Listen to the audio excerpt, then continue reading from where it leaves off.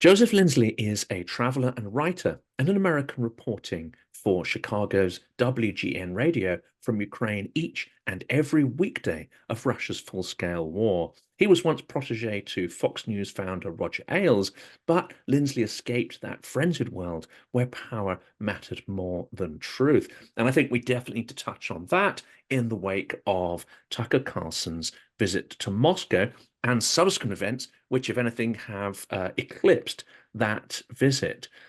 Joseph, welcome to the channel again for our monthly chat. Jonathan, great to see you. And so much has happened since we spoke last. The last time we talked, I was in Kharkiv. Now I'm in Kyiv. On actually today, the day we're speaking, February 20th, is the 10-year anniversary of really some of the most dramatic moments of Ukraine's Euromaidan revolution. And Jonathan, as I think, tomorrow I'm going east, and as we approach the 2-year anniversary of the full-scale invasion, and I was thinking today, 2 years ago when this started, I was in Lviv. I was about as far as you could imagine, be from Russia when the full-scale invasion happened, and it was still terrifying. It was, we didn't know what to expect, and it was absolutely terrifying. And here I am, 2 years later, still the war goes on, and I'm going as close as a civilian can be to the border with Russia. It's amazing how our perspectives on what is scary can change, and how we can adapt. As I have seen everyone around me here in Ukraine adapt these past 2 years. And who'd have thought that Russia at this point would be still fighting 2 years in and would have thrown tens of thousands of lives away, thousands of units of armored cars, equipment, artillery pieces to take Avdiivka. Okay, there's a bit of strategy there, but it's not a hugely strategic town. This is largely throwing away a vast amount of human life on something that essentially is a bit of political symbolism. Who'd have thought that that's where we'd be at 2 years in? Indeed. And I mean, think about back to the spring and summer of 2022. Almost every week, a city was falling in eastern Ukraine, in Donbass. I was in Dnipro at the time, and remember hearing these stories of people that had just been in Bakhmut, and everyone was thinking, oh, Bakhmut's going to fall in the next fortnight sometime. And it didn't. All of a sudden everything changed. A lot of that was coincident with the arrival of weapons like the HIMARS from the United States. But it's amazing how I think it's important not to remember how dire and how everything seemed to be slipping away, and 2 years ago. And then think about now. I mean, here I am in Kyiv. It was snowing today. It's cold. It's February 20th, so we're well into winter. We've already turned the corner towards spring. You can see I have electricity. I don't hear the hum of generators as we did last year. Last year, Ukraine was in the Middle Ages. It's amazing to think about it. But often there was no hot water, no electricity for many hours of the day throughout Ukraine, even in the major cities, because of Russia's infrastructure attacks. And that's not happening at all. I remember if you look at headlines from last summer and fall, it was a common trope in the media. Oh, Ukraine's preparing for Russia's horrible infrastructure attacks, and the infrastructure was so weak that Russia's going to totally decimate it and erase it this winter. And I always love to follow up on those Armageddon headlines to see, well, where are we now? And this is a story that gets eclipsed with whether it's by the Navalny news or other stuff. This is a major story: is that Russia's winter offensive failed last year, and they're not even trying it this year. Is extraordinary news.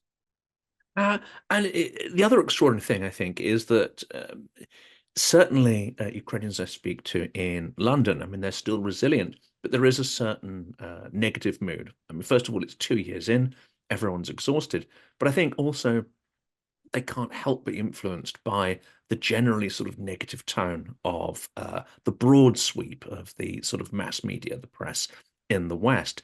And yet, as you say, the lights are on, the heating's on, extraordinary successes compared to this time last year.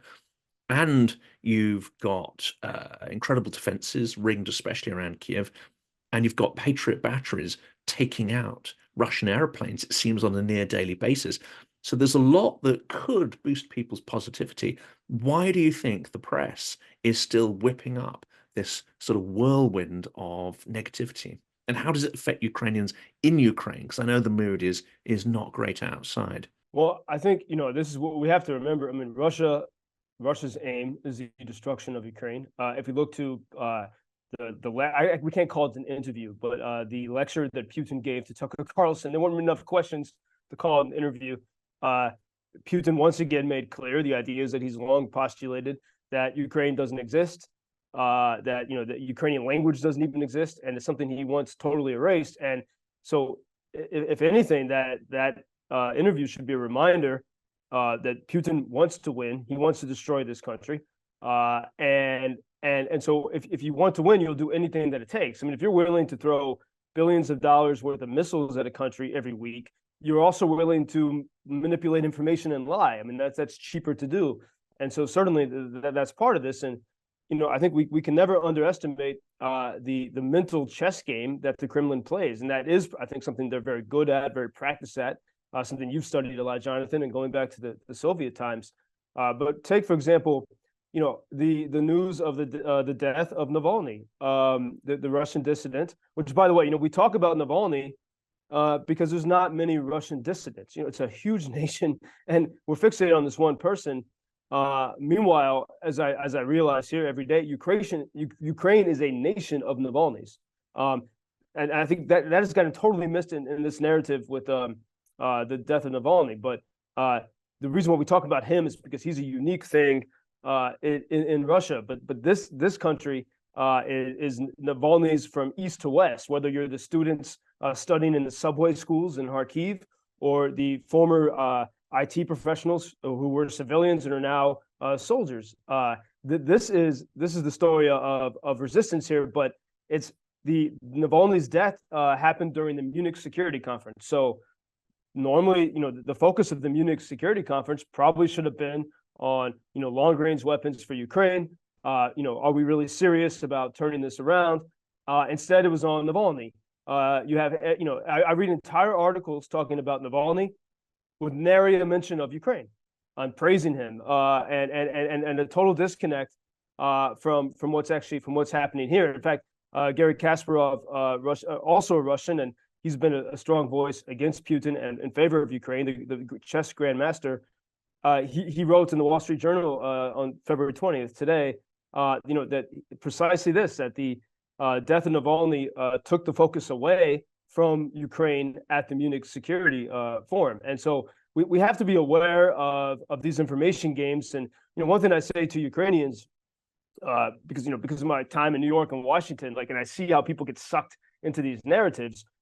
Anytime we want to respond to something, we first have to step back and say, wait, what are we getting pulled into?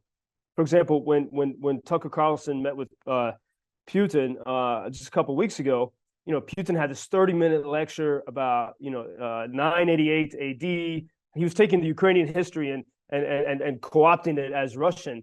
And the first impulse of me and everyone here is to start correcting him, to get sucked into that. And I think that's exactly what they want. All of a sudden, we're talking about something 1,000 years ago, America's yawning, blah, blah, blah. And what matters is what's happening now. What matters is also what did happen 10 years ago from this very day. I mean, just a few blocks from me here in Kyiv, on this day, February 20th, for months, the people have been gathered in the Maidan, the main square of Kyiv. Today was one of the most violent days in 2014. The secret police killed 77 protesters, and they stood there. I just watched a video of people singing the Ukrainian national anthem. You could hear the smoke bombs of the secret police, and they refused to budge. And so this was like a square full of tens of thousands or hundreds of thousands of Navalny's, Ukrainians, old and young, men and women, refusing to budge. And as a result of what happened, what culminated on this day, on the following day, February 21st, the pro-Putin regime began to flee.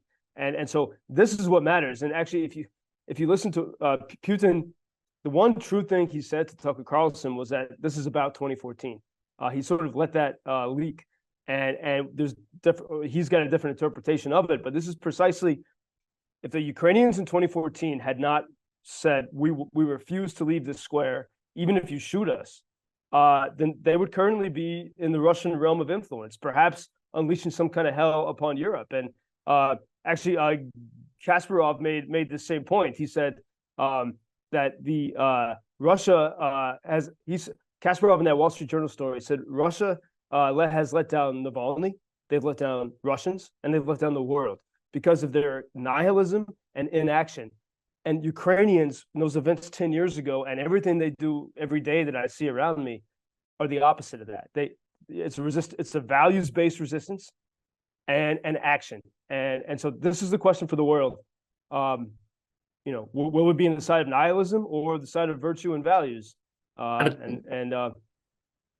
mean, of course, if there were more people with Navalny's characteristics, we may not be facing the kind of challenges that we face right now from Russia. And, I mean, Ukrainians will have a certain point of view on Navalny. Usually it's rather negative.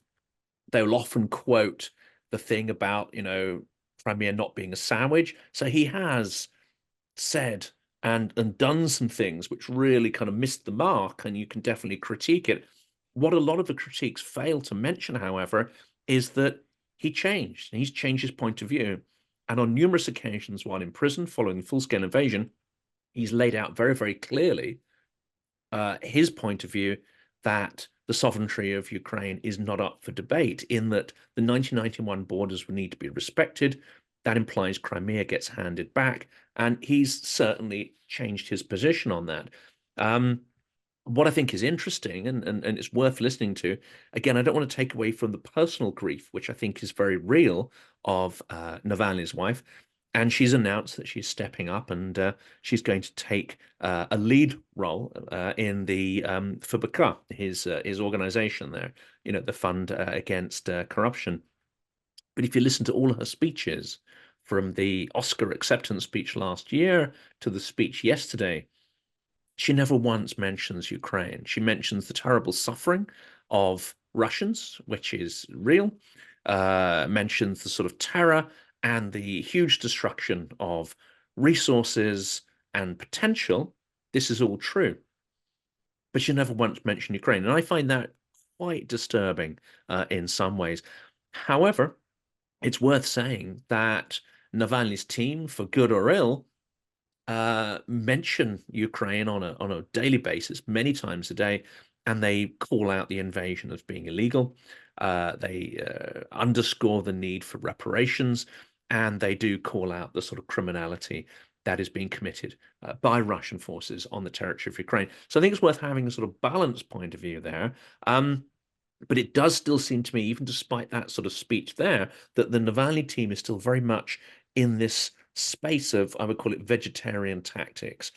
I've used the phrase, they're turning up for a knife fight with a spoon, and they are fighting a regime which is not actually, as many of the media have labeled it, fragile, scared. Now, the murder of Navalny suggests that Putin is more confident now than he was last year, more confident in gaining some kind of victory in Ukraine, more confident in his control over his own country, more confident that he can still get components for weapons, income from oil, and so on. Do you think this is sort of correct? And are vegetarian tactics really going to make any headway against this regime, which seems to be more bullish than ever? I think you explained this well. And Jonathan, as I've been reflecting on this the past few days, looking at the situation in the United States, thinking of Navalny's death, thinking of the Tucker-Putin conversation, I think that the Kremlin's tactic, at least as I see it, actually working pretty well in the U.S. And this is a bit, it's maybe a bit more direct, but this is the idea. I'm going to phrase it more directly than maybe it really is, but is to scare the Democrats, the people who want to believe in Ukraine, to scare them, to say, look what we can do. We're the big bad wolf, and to fool the Republicans. So to convince the Republicans that Ukraine is everything that it's not a nation of faith, family, freedom, and to scare the Democrats, if you support Ukraine, look what we're going to do. We're going to wreak havoc upon the world. And I think we see a bit of this in the reaction to the death of Navalny. As Kasparov pointed out in that Wall Street Journal piece, the West seems intent on duplicating the apathy of the Russians.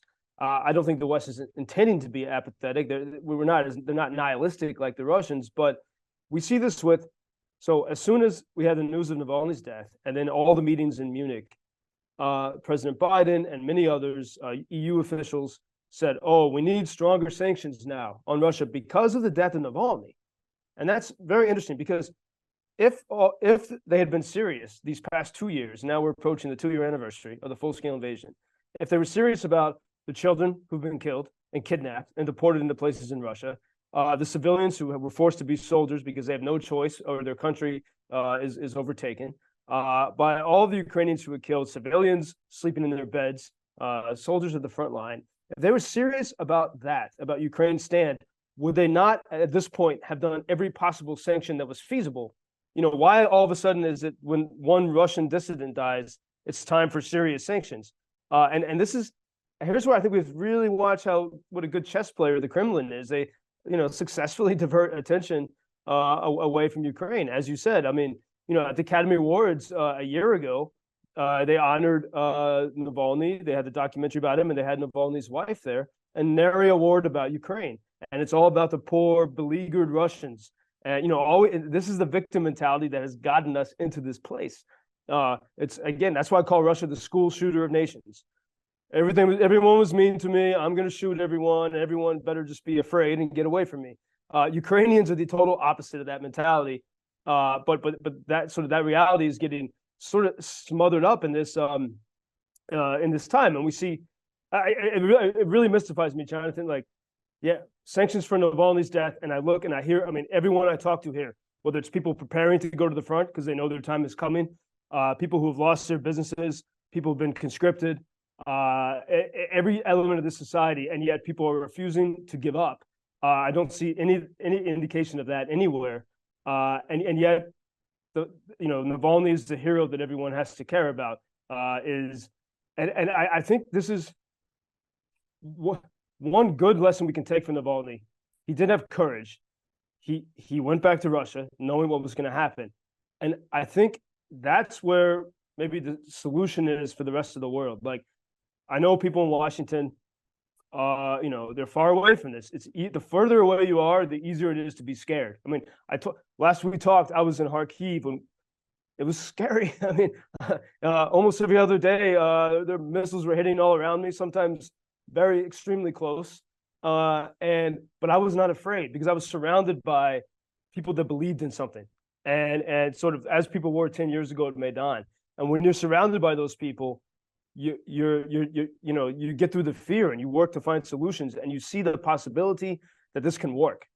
But when you're far away, it's hard to see that possibility. It's hard to have that courage. And so I think that's one reason why we see this. In some ways, people would rather talk about Navalny than talk about the more difficult atrocities that are happening right now, because that would force you to really act. And I don't know if you saw at the Super Bowl, President Biden released a TikTok video where he was talking about shrinkflation and how packages are getting smaller. No, packages are getting bigger of junk food, but the food is getting smaller. Okay, sure, it's a problem, but there's a lot of other stuff going on.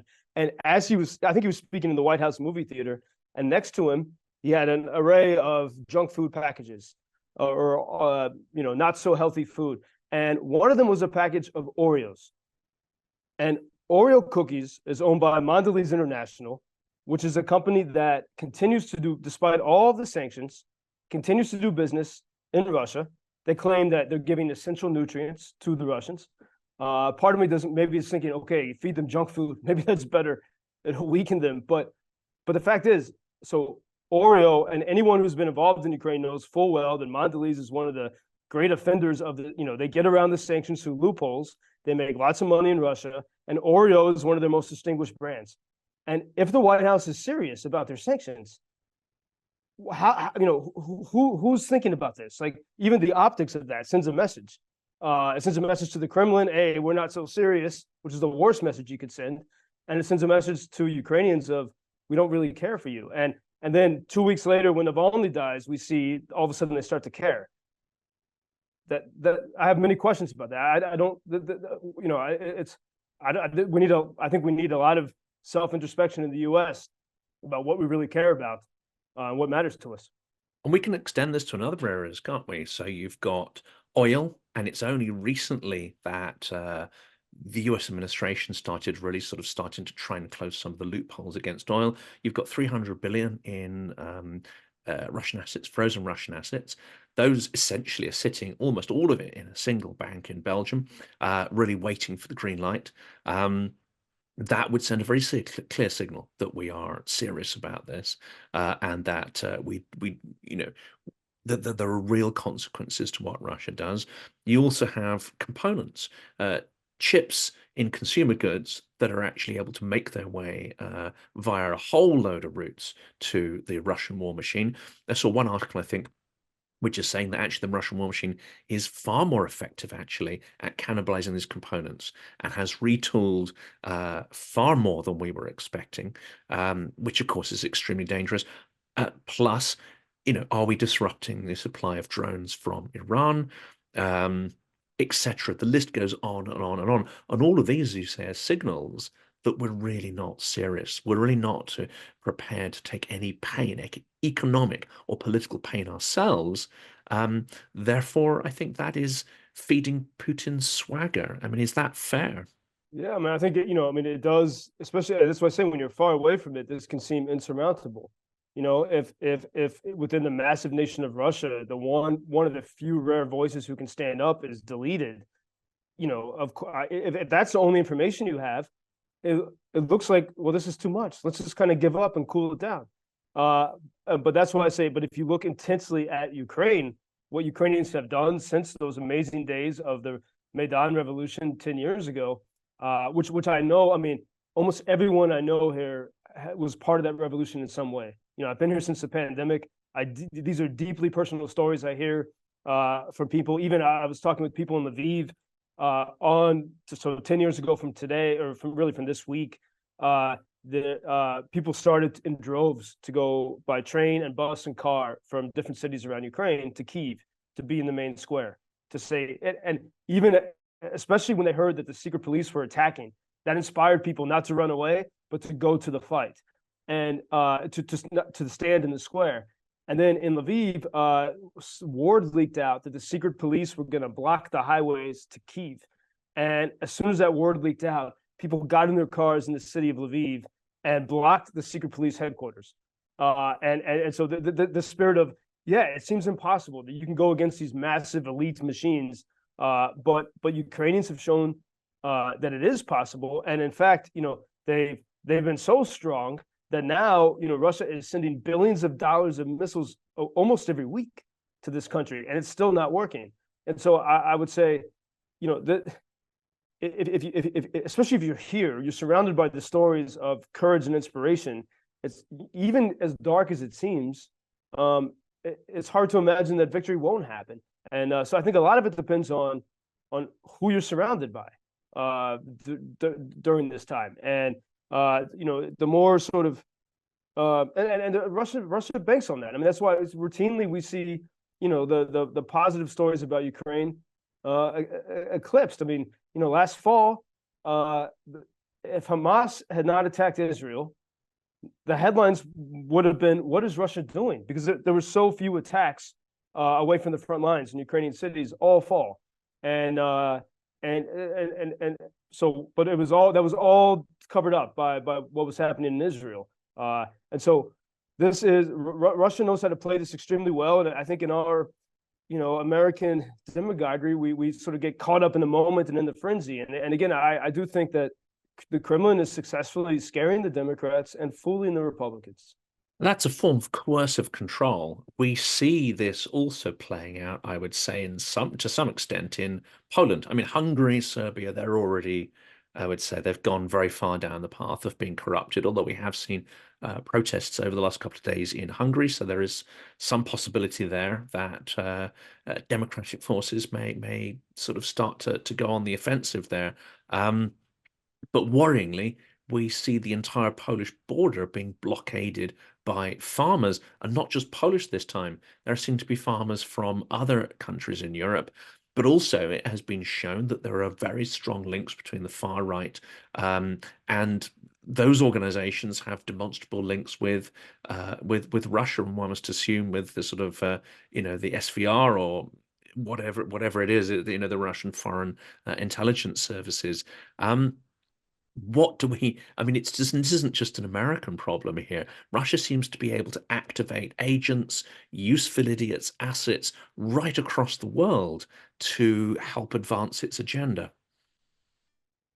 Yeah, for example, look at the blockade. Just take an example of Poland, and allegedly the farmers blockading, not only blockading Ukrainian grain, but actually dumping it out, wasting this precious grain, and uh, and astounded because Poland would seem to, has seemed to be such an ally of Ukraine, because also they, have a history of Russia wanting to take over Poland as well.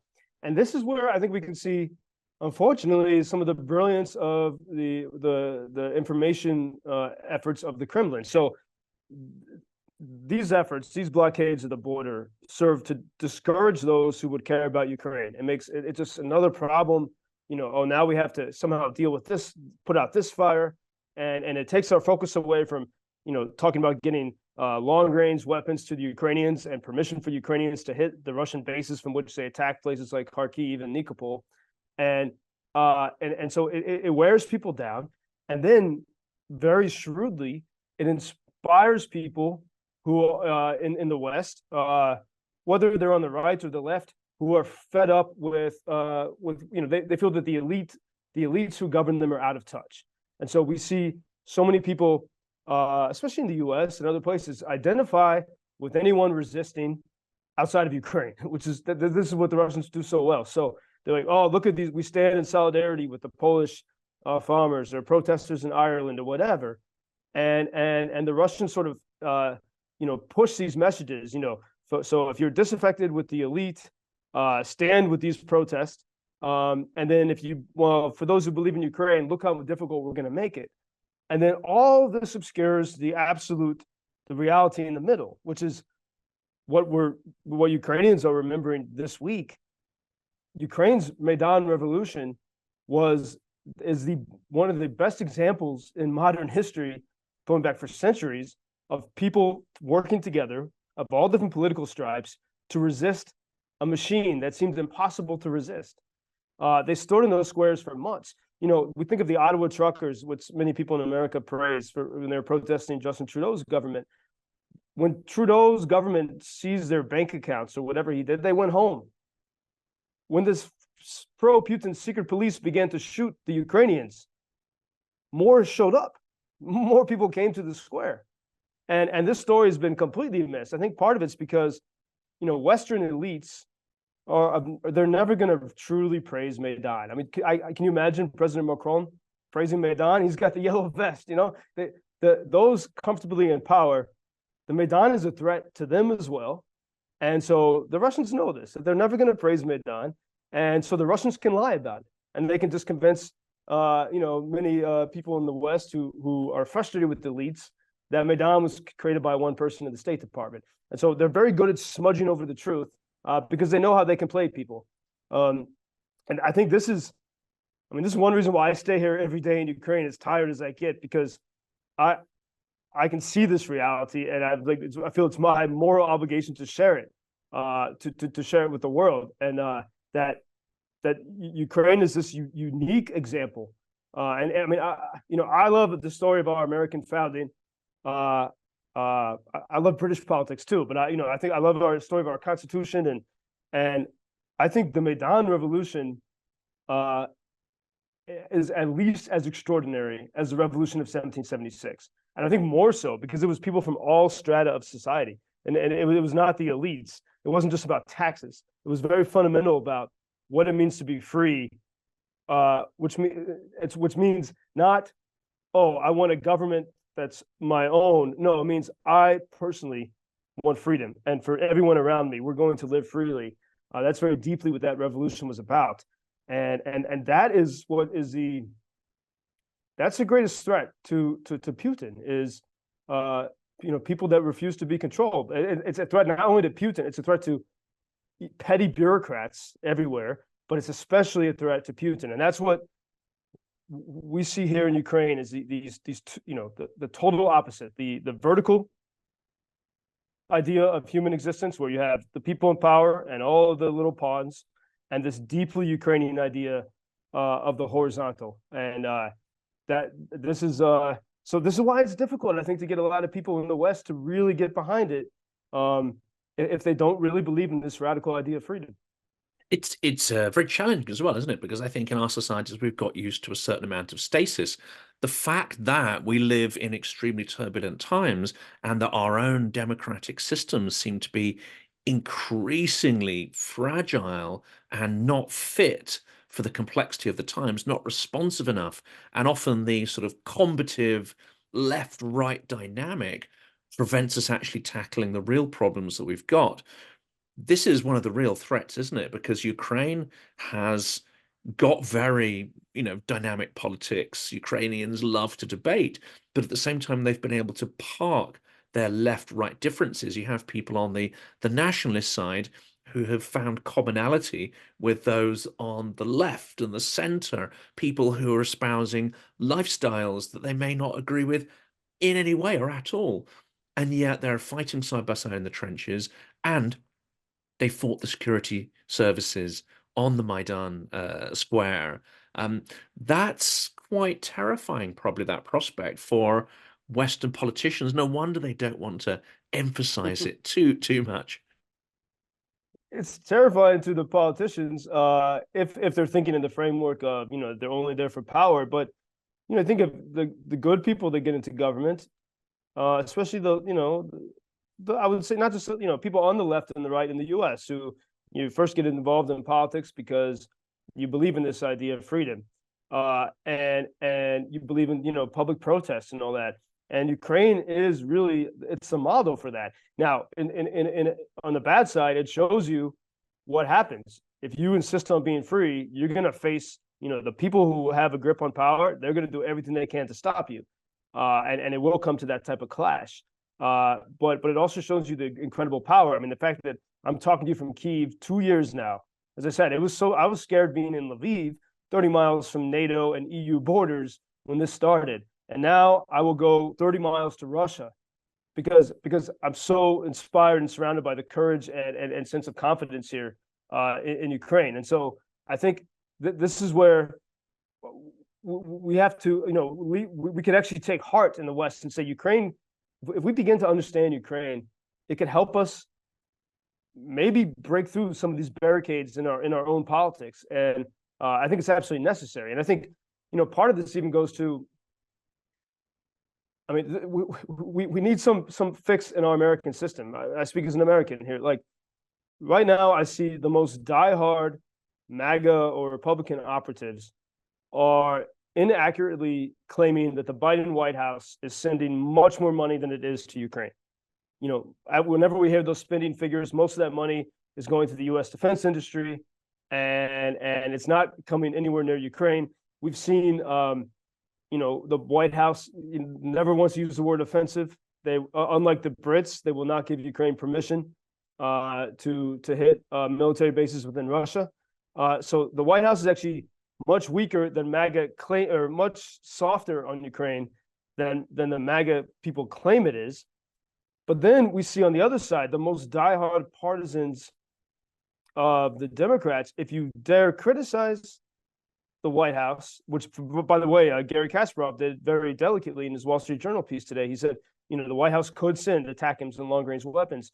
If you do that, you very easily people can say, "Oh, clearly you're a trumpeter, a Trumpist," and we're not able to have a real conversation about this. And because of that, we're making our entire nation vulnerable because the Russians are playing, the Kremlin's playing this so well, and we can't have sort of just a reasoned discussion. And I think of at the Munich Security Conference, one of the strong voices there, I always mispronounce her name. I think, is it Kaja Kallas or Kaja Kallas, the Prime Minister of Estonia? She said, Russia's aim is to make us step back, to refrain from the decisions that we want to take, to make us be scared. And here's where we have to prove them wrong. But it's very hard to do that if we're fighting amongst ourselves. And I think the best way is if somehow we can show more and more people around the world who are, just regular hardworking people, that Ukraine, Ukraine is this. It shows us the possibility that people can actually live freely. And I mean, I'm surrounded by this every. I mean, okay, we saw the Tucker Carlson nonsense from Moscow. Tucker Carlson goes to a grocery store in Moscow, which, by the way, it looked like a terrible grocery store. And you had to put money in the cart to get the cart. And he was so like, "Oh, this is so high tech." It's also fairly posh because he's gone to a wealthy area in the center of Moscow, and you'd struggle to find probably those supermarkets even a few miles outside the center. And even then, the supermarket looked pretty dumpy. And then they don't. It's a society with no trust. So you got to put a coin in the cart to take the cart. In Ukraine, I don't, you find lovely grocery stores everywhere, and there's no one's worried about theft or anything like that. It's such a society of trust. As I've said, you can walk the streets at night in the dark, and it's safe. And so that's why I tell this story, because this is the possibility of how life, even when there's missiles coming down around you during the air raid alarms, that life can be something peaceful and extraordinary and harmonious and purposeful. And Ukrainians are showing that. And another key story that's been missed that shows how we don't have to live in fear. Take what's happened in the Black Sea. So, and this is regarding the grain exports, which is one of the reasons for the protests in Europe, and Poland and other places. But for almost the first year of Russia's full-scale invasion, the first few months, Ukraine could not export to the Black Sea because Ukraine doesn't really have a navy, and Russia was controlling the Black Sea.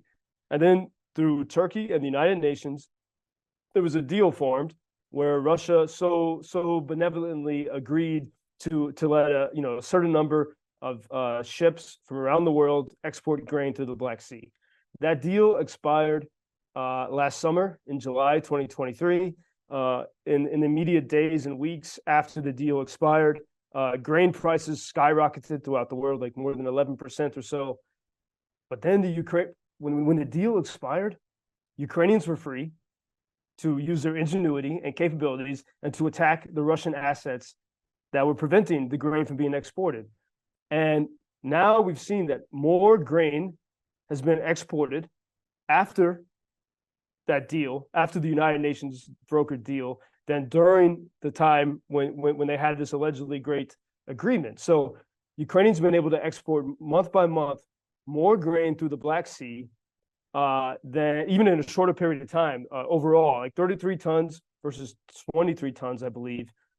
They've been able to export more grain by attacking with drones Russian ships. And the past several weeks, they've sank 3 more Russian ships in the Black Sea. Now they're exporting more grain.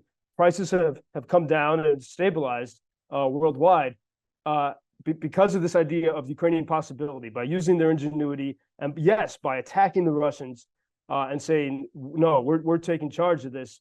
Actually, they've made things better off. And it's when you settle and make deals with maniacal school shooting tyrants that things are not so pretty. And this is the bit that I struggle to understand, because it seems to me that the core values, conservative with the small c values, which are shared very much by, let's say, traditional Republicans, as well as, say, the Conservative Party in the UK, is about taking personal responsibility for your finances, your community, and various things. It's about acting like a responsible citizen. That means behaving like someone who's free and is not, in hock to some kind of power, as you say.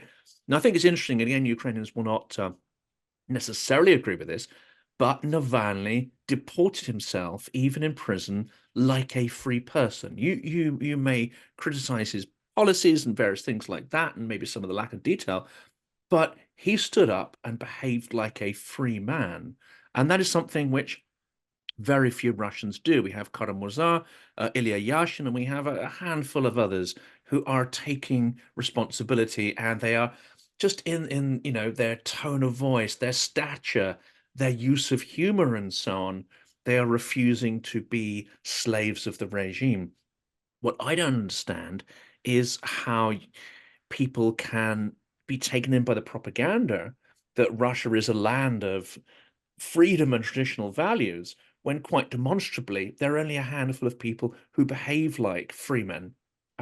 Whereas, as you say, Ukrainians is, a nation of people who are pushing against that container, who are rebelling against authority, and indeed taking responsibility, often for their lives, their finances, their families, and so on. Well, I think, Jonathan, that's even part of the reason. I suspect that the timing of Navalny's death is not accidental. I mean, the Kremlin's in charge of that whole scenario, and uh, even even the glowing tributes to Navalny are serving a good purpose for the Kremlin right now, in many ways. And one of the key ways is a way that hardly anyone is paying attention to. It's totally ignoring and erasing the idea of what Ukrainians have done these past 2 years. It's erasing it. I mean, like there was a Barry Weiss, who's a great journalist. She had this, at her website, the Free Press, had a very lovingly written tribute to Navalny, and she mentioned a few other Russian dissidents, Natan Sharansky, who's been a supporter of Ukraine, and others, and never once mentions Ukraine. And this is, I think, exactly what the Kremlin wants. To the best, even if he didn't like Navalny, he's like, as long as the best people, the best dissenters are Russian, and this is so much of what he did in his what Putin did in his interview with Tucker Carlson. He said, claiming the history of Ukraine, of Kyiv, for his own. He barely mentioned Moscow in that interview. He talks about Kyiv, because he wants so much the identity of this place. And in the stories of Navalny, we see once again the obscuring of what Ukrainians are and what they're doing every single day.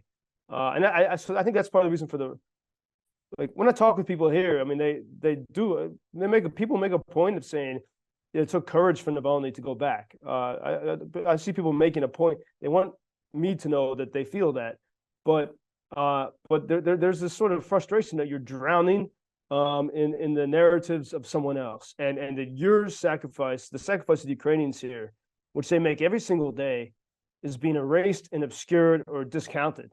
And as like when I look out the window and I see the city of Kyiv moving around me, like every person walking, every car moving, every coffee shop serving, after a missile attack, is an act of resistance. It's an act of absolute and beautiful defiance. Because it's so widespread here, I think it comes to seem commonplace and it gets ignored.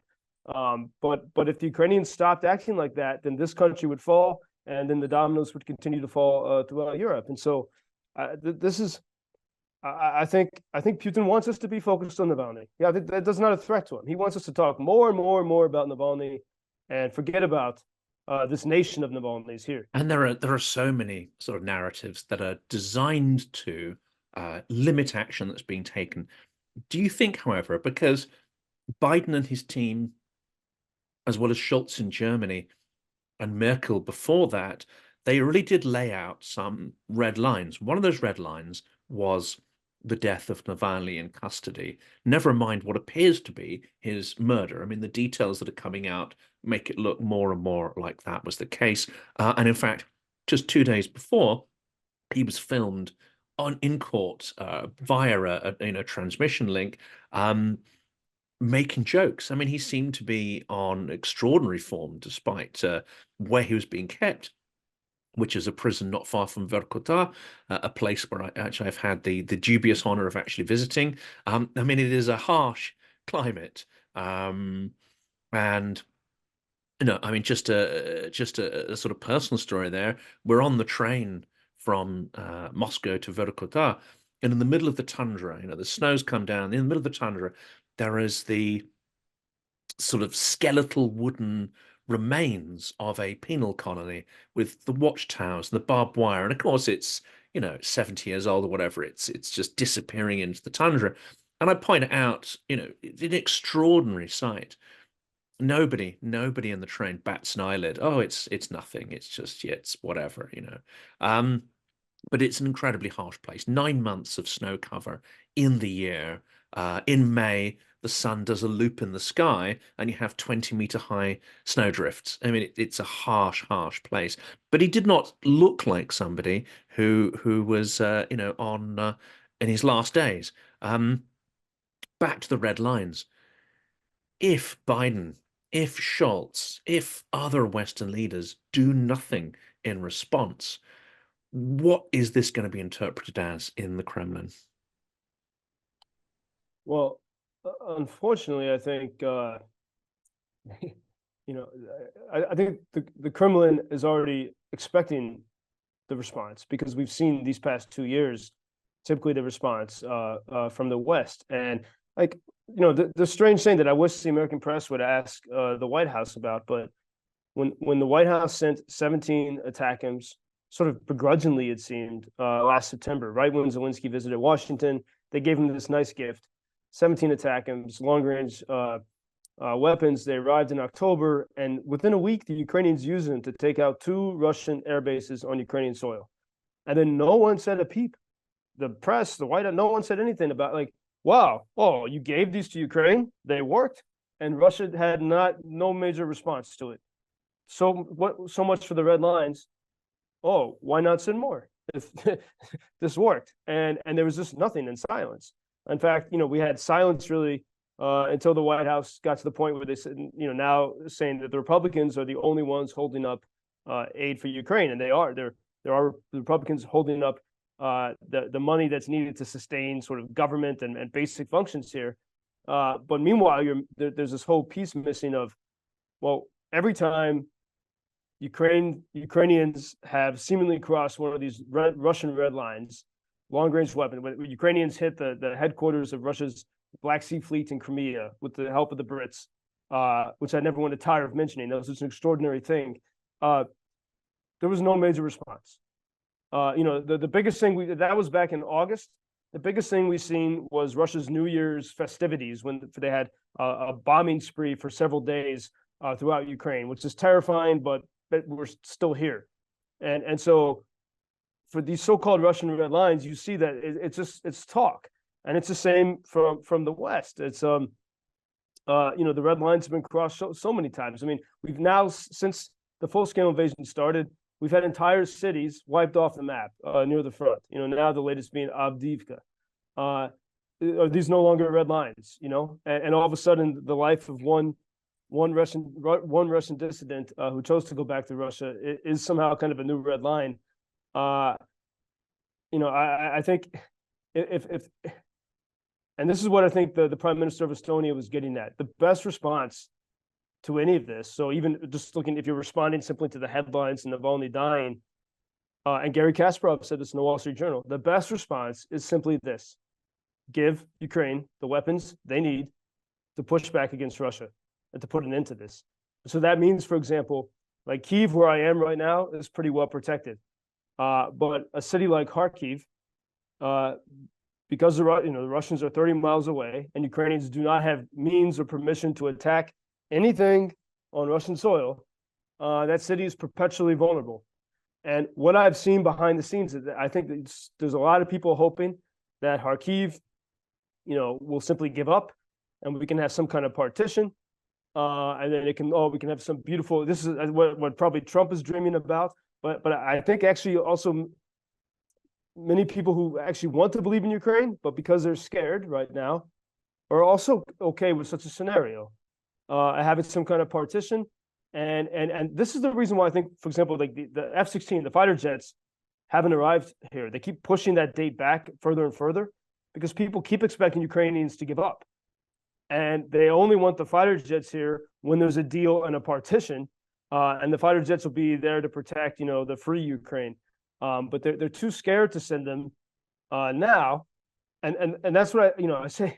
If you come here and you see the absolute refusal of people to give up, it's encouraging. And you begin to see the possibility that this can indeed work. And like I encourage people to go even look at the videos from 10 years ago from the Maidan. There was a Netflix documentary, but watch the raw videos, and I'll put them at my website, ukrainianfreedomnews.com. And just look at the raw videos where you can see people standing in that square with the barricades that they built, and the smoke bombs and the attacks of the secret police, and people are singing. They keep singing even as the police are firing, and and that is absolute courage. And the good thing is we all don't have to have that type of courage because the Ukrainians have it and they're willing to exercise it. All they're saying is hand us some weapons, and they'll do it. So I think if we can really drill down deep into who these people, the Ukrainians, are, after 2 years, we have plenty of evidence, and say, okay, we all we need is a little bit of courage, and it's with all of our actions, let's ask ourselves the question: if I take X, Y, or Z action, I'm in the White House, say, or Brussels, are my words going to put fear into the heart of someone in the Kremlin, or no? And we got to think less about the fear in our own hearts and think about what is the person on the other side thinking about my actions. And if we somehow think that we can sort of send Ukraine weapons, sort of defensive weapons, but never really pissing off the Kremlin too much, let's really think about, if you're in the Kremlin, how are you going to react to such a person? What are you going to be scared? Are you going to say, okay, the Washington's afraid, and we can be patient? And I even, Jonathan, I think I was trying to figure out, like, why. I don't know if we talked about this last time, but this sort of bizarre thing, like, why does Russia tend to have a major nationwide missile attack in Ukraine about once a week? They took a long pause through the end of 2023, but now they've started to sort of resume it. We're kind of due for one any moment here. And I was thinking, well, wouldn't it be more effective if they just bombed the hell out of, took all these missiles and bombed the hell out of these cities very intensely and just tried to break Ukraine? And I think they know that would reawaken the world as it was in those early days of the full-scale invasion. And so what they want to do now, they look at the weakness in Washington and in Brussels and other places, and they say, we just have to kind of keep this war alive, keep Ukraine an untenable place, so you can never open the airports and have normal life. Just keep these weekly bombings up until and we see this working. Like, all of a sudden, yeah, no wonder Republicans and others are, in some ways, I understand the Republican criticism on two ways, because A, people are tired of 20 years of war in Iraq and Afghanistan. And so anytime they hear war, they're going to run away from it. I understand that. So am I.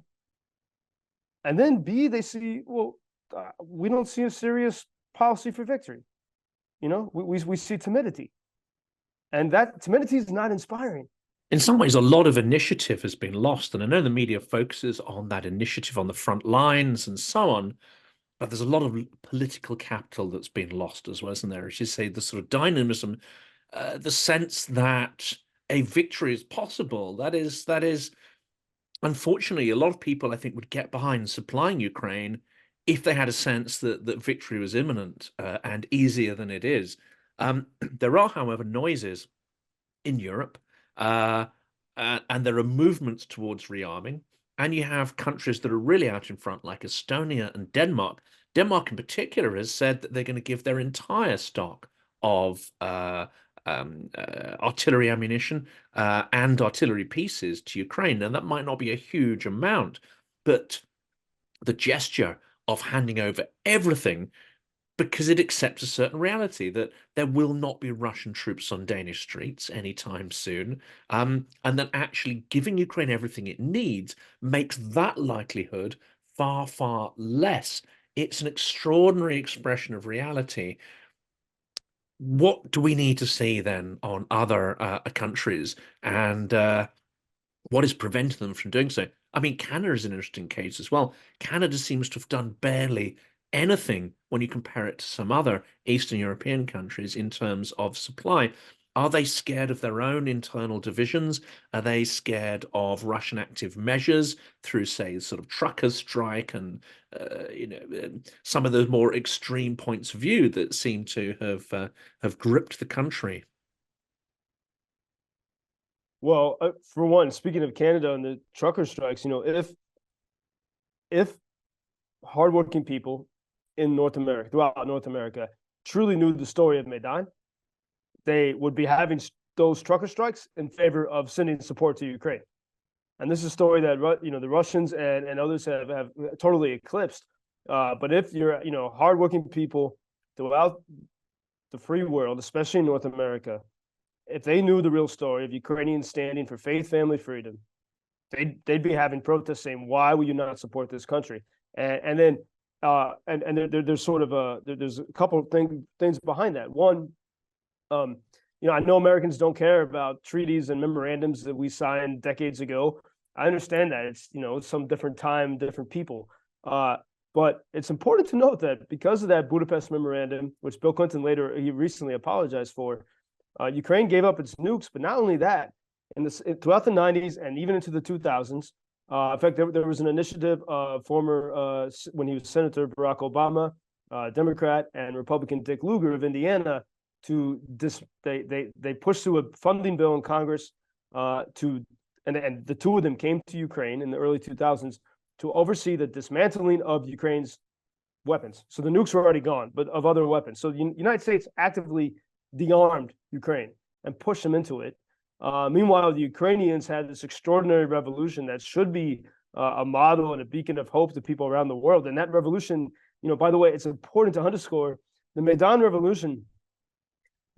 There was no looting of stores. There was the only people. There was a clash between the regime and the people, but the people didn't become lawless. In fact, a friend of mine said that the people gathered in the main square, hundreds of thousands of people, was the first successful Ukrainian state. They were disciplined and focused, and they really provide an example that's too powerful of how you can stand up to tyranny, and even beyond that, to stand. I mean, I know people around the world are frustrated. They feel prices are high, the food they eat is terrible. Even the president said this in the Super Bowl message. The packages are getting bigger and the food's getting smaller.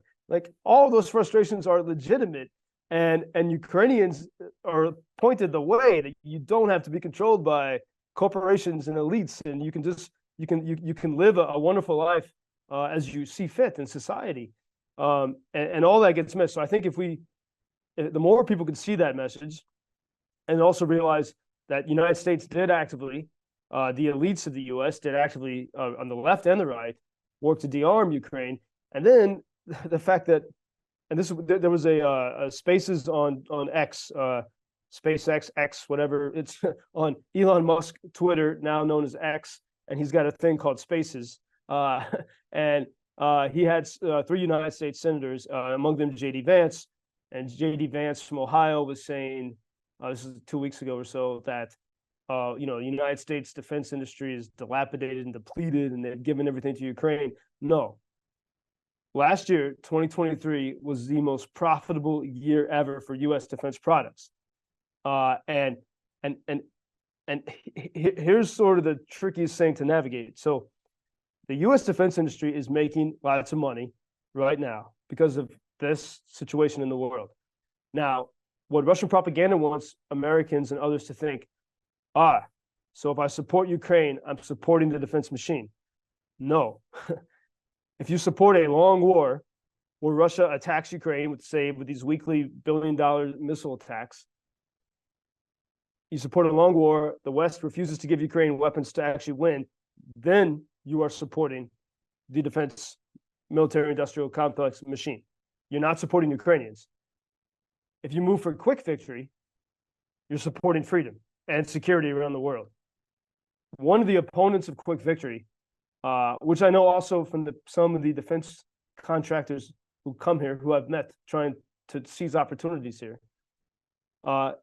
is not just Russia, but the people who stand to make a buck from this going on for a long time, and they justify it in many ways. Most of them aren't actively trying to do evil, but the defense industry profits by Ukrainians holding on, giving them just enough to keep going, and making the world, especially Europe, scared, so that they buy tons and tons of defense products from the U.S.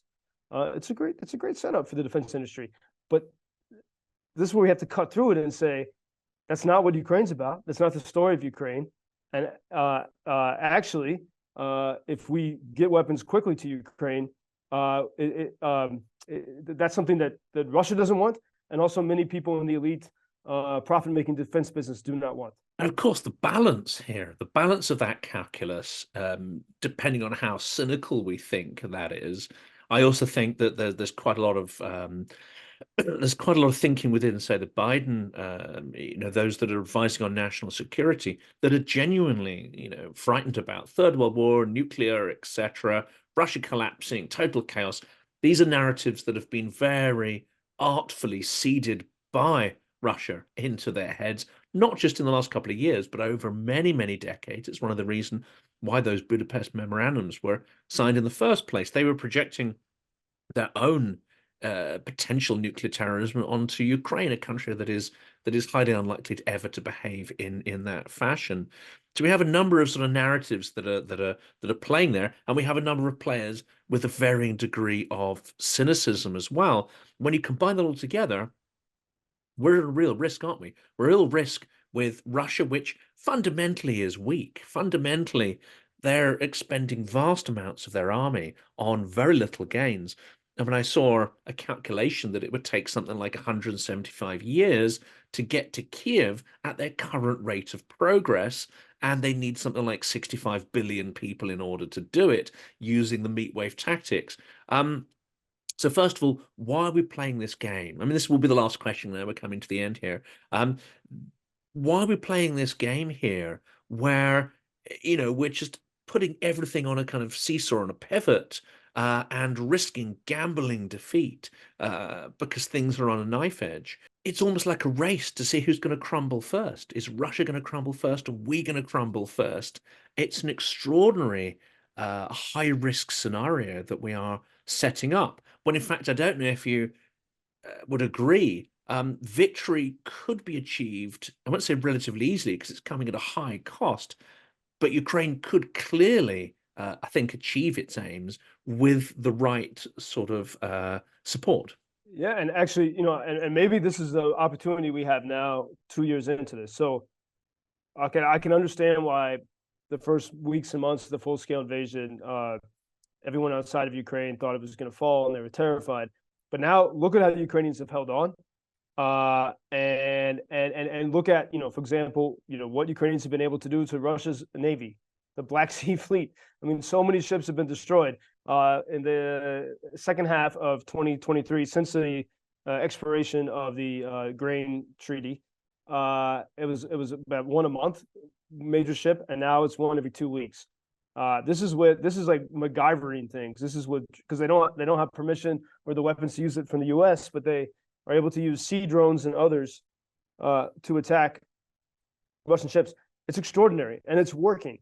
And we see that Russia doesn't have major responses. I mean, look at how many times Ukrainians have hit Sevastopol. I think we just have to look at that and take courage and assess it and say, Russia never has a great response to this. And the best, just imagine if, whether it's, let's say, the city of Kharkiv, 30 miles from Russia, all of a sudden you have long-range weapons protecting that city and that region, so that Russians have to, as they had to do in 2022, push back their offensive lines deeper into Russia. So actually creating some kind of no man's land, making it harder for Russians to attack Ukraine. And you can do that. That's already been done in many places in 2022. And so just seeing how, piece by piece, you can actually achieve these pretty extraordinary victories that all of a sudden open up the possibility of Ukraine surviving. And this is what I see. It's why I go so often to that city of Kharkiv.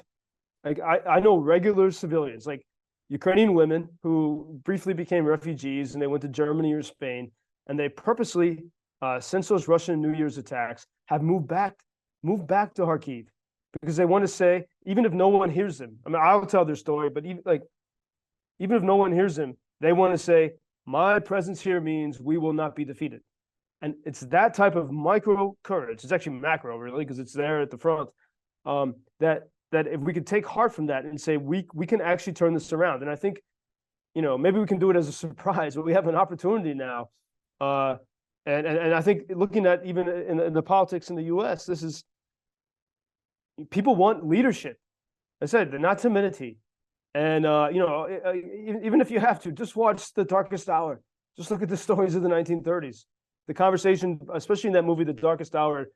It's Hollywood, but I worked for a woman who was Churchill's last private secretary, so I had some of this access to personal stories of Churchill. And think of the conversations between Churchill and King George, and they were terrified. They were scared of Hitler, of course, but then they resolved together. Let's stand up together. Look to the Baltic leaders and how the resolve that they have. And so this is, I think, a moment where we have to find our mettle, but even find some joy and say, like 2 years on, we've shown this is possible.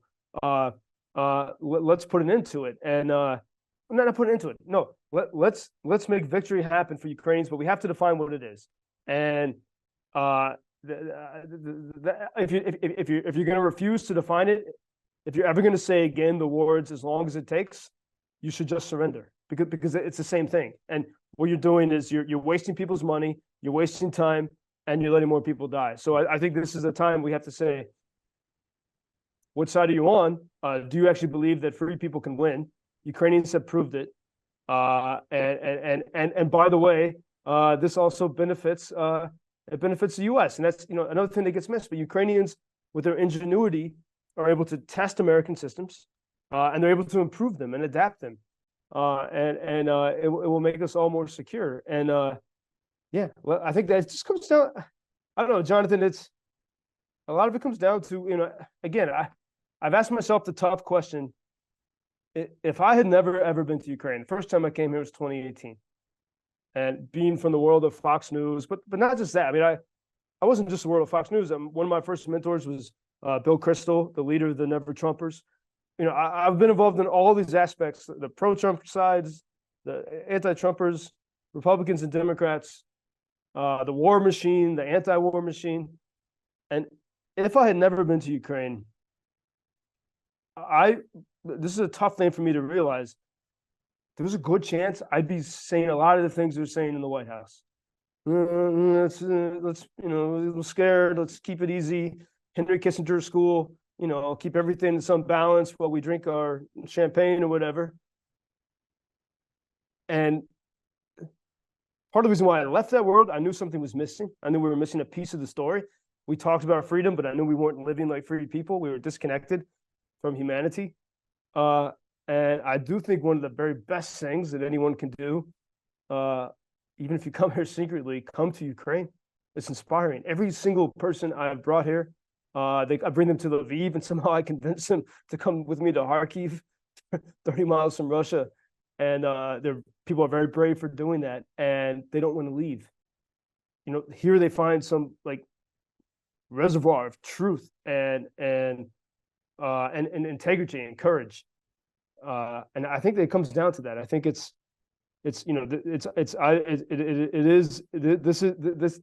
battle line here and that border between these countries is the divide between the epitome of victimhood, helplessness, and tyranny, and the epitome of resilience, of possibility of good and decent life and freedom. And so many of our problems in the rest of the world is in the spectrum in between those two ideas. And I think there's a bright, beautiful possibility that if we really began to pay attention to what's happening here, I think it could help us fix a lot of our problems. It would give a lot of encouragement and inspiration to I speak as an American, and I think the Brits have done this so well. Like, that's one thing that unifies you with all the other problems in the UK. The Brits could be proud and thinking of your history from World War II and how you alone in Europe didn't fall when all of Europe fell. Now Ukrainians are doing the same, and you recognize it. And I hope it trickles down to a feeling that people feel throughout that country, and I see it with the volunteers that come here. And this is what we need. We need inspiration in life. I mean, I'm sure you've read Dostoevsky a lot, right? And I think so much of his book Demons that was taking over Russian culture in the 19th century. And when I look at a lot of American art and cinema and movies, I do see this. We either have nihilism or we have like superhero movies that are totally unattainable and fanciful. And how do we want to live our lives? Because right now we're living in in the middle with this, we don't have any, we watch someone else's life. And here, we as a society, for the first time ever, like I see this happening every day. Individual Americans outfitting Ukrainian soldiers, individual Americans sending money for drones to stop the enemy. This is the best superhero movie you could ever have. And it's a collective thing, isn't it? It's not an individual going out with some superpowers on their own, but it's that realization that you do have agency, that you shouldn't just be sitting there consuming information and letting it control your mood, letting it control your actions. If you find, kindred spirits or like-minded souls, you can go out and change everything. And I think that's what Ukrainians have definitely shown us. The NAFO movement as well. It shows that, we're sitting here with our computers and so on, but actually you can make a difference, and then you can make connections in the real world. You can meet up with people and you can actually sort of do stuff that enhances freedom, innovation, all these things we're talking about.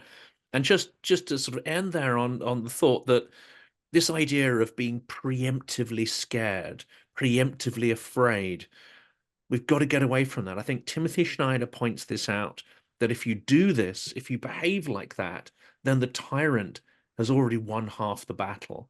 So no preemptive fear or checking of your actions. And to an extent, Navalny has said the same. There's the famous placard he holds up in one of his trials. I'm not afraid. Don't you be afraid either. And I think this is an incredibly important message there. We need to hold ourselves up as independent people with agency, and we need to find commonality, even with people who may have a very different political perspective on the world. We can't let ourselves be othered or divided in a way, because that destroys any potential we have to actually use our agency, cancels it out. So I think it's an incredibly important set of thoughts there. I'll give you the final phrase before we sign off. Well, Jonathan, I like this idea, and I think this it comes down to what we feel in our hearts and inspiration. And if you think about it as an American, like, okay, let's say you're angry about the border and all that. Okay, once that's solved, what next? Is everything fixed? Or are you still going to be angry about something? And like deeply, fundamentally angry. And there's some deeper problem that we need to fix. And here in Ukraine, there's a lot of problems. Like at any moment you get hit by a missile, that's a big problem. There's such a cohesion in society, and I saw this even before in the pandemic. There was normal political nasty disputes, but especially now, there's a joy that people have, and it's possible to have this vision of a great life, and even in this hell. And so somehow we could use this story to break through the people that try to manipulate us, which I know intimately because I was protégé the chairman of Fox News, who was one of the best ever. He was a P.T. Barnum of our time, one of the best manipulators, because it was profitable and other reasons. But there's many others like him on left and right, and we have to choose not to be. So the first step of that is not just taking what everyone tells us as fact, from the media, and begin to talk with each other. And I do believe that Ukraine will be the key to fixing a lot of our problems. And that's why not just I'm here, but so many foreigners are here every single day. It's incredibly important, and I advise people to sort of watch your broadcast, especially in the run-up to the 2nd anniversary. We're going to be putting content out on Saturday from London, where there will be a lot of NAFO people, a lot of Ukrainians, and hopefully a lot of others joining in to remember what is an appalling anniversary, but also celebrate the resilience of Ukrainians. Joe, thank you so much. I look forward to our next chance to chat, and I'm sure a lot will have happened in the intervening days. Jonathan, thank you. Joe Lindsley, WGN Radio, every single day, available at UkrainianFreedomNews.com, YouTube, Spotify, etc. We'll put links in the description. Thanks so much. Good luck. Stay safe. Thank you, Jonathan.